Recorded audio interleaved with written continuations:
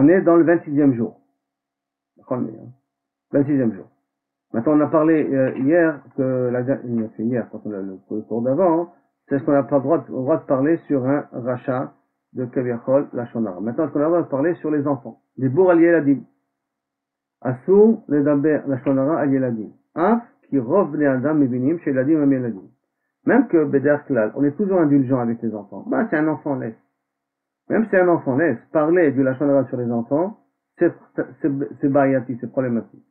Va Torah ena roa ba'em achrait lemaasem, bien que et la Torah en plus ne responsabilise pas les enfants. Et pourtant, areh she'adam medaber al yeled beofen she'u o hashomea ro'im bekach gnut, areh ou over el sur la shonara.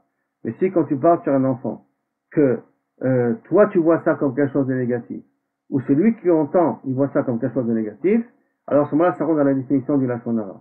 Tu as vu, le garçon d'un tel il a fait ça. Donc, on va dire on est sorti en boîte, d'accord?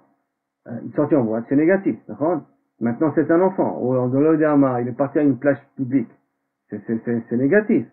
C'est négatif. Quand tu l'exprimes ça de façon négative, ou tu exprimes aussi quelque chose de négatif, tu as pas le droit de parler de ces enfants-là. Mochen, Asur, Lomar, O Lichtov, Mashu, Odot, Yeled, Alou, Leasev, O Leasev, Lonezek. Écrire sur un enfant quelque chose qui risque à long terme de lui causer un tort, on n'a pas le droit de le faire. Alors, comment on éduque? C'est toujours les exceptions dans quel contexte on le dit et pourquoi on le dit. Mais dire que là, les gens, ils ont un plaisir des fois de dire, on a vu tel enfant ou tel, le gosse d'un tel faire une telle chose. L'opachut. Moré haomed irtov et arash l'élite betoudato chez le talmid. Quelqu'un qui doit, donc je suis un prof et je vais écrire des annotations sur le gosse. Et maintenant, j'écris des annotations, cette ouda, elle va circuler. Elle va circuler chez les parents.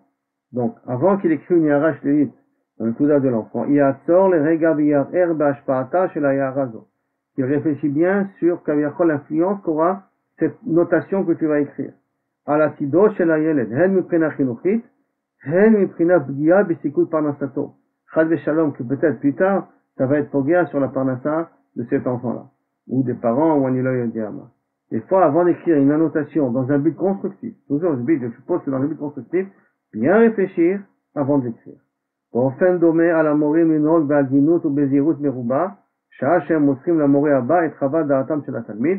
conséquent, quand une année se termine et qu'on passe le charvit, on passe la torche à le prof de l'année suivante, faire très attention quand tu donnes des pratiques, des données sur l'enfant en question au prof qui va suivre. Parce que des fois, tu peux lui donner des a priori. Et quand il va aller avec ces a priori-là, il va être bloqué, peut-être le prof, pour vraiment s'occuper de cet enfant-là. Donc, il faut vraiment réfléchir à ce que tu as le droit de transmettre, c'est-à-dire au prof qui va suivre de l'année suivante les problèmes d'un enfant ou tel.